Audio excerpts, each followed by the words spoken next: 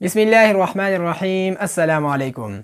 زمارو خویندو نن درته د الله پاک صفاتینم العلی جل جلاله د دې معنا او خواص خایم چې زموږ د باره کې ډیر برکتونه او فائدې دي. نو دا ویډیو به تر اخره پورې را سره ضرور ګورئ او د نورو دوستانو سره به هم د ثواب په نیت ضرور شریک کوئ. زمارو خویندو العلی جل جلاله دا د الله پاک صفاتینم ده. معنی دا ډیر اوچت د دې څو خواص دي دغه درته وایم.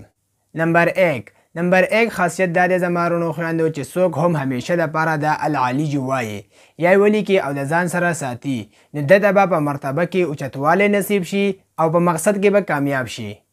نمبر 2 خاصیت دا د دوستانو چې څوک هم د العلی ورم یعنی پړسوب دپاره 3 ځلې لولي او دموي پې نو انشاء الله صحت به نصیب شي. نمبر 3 خاصیت دا د زمارونو خویندو که یو فقیر یو غریب دا 110 پیرې ولولي نو انشاء الله مالدار بشي او په دنیا کې به عزت بیا عمومي.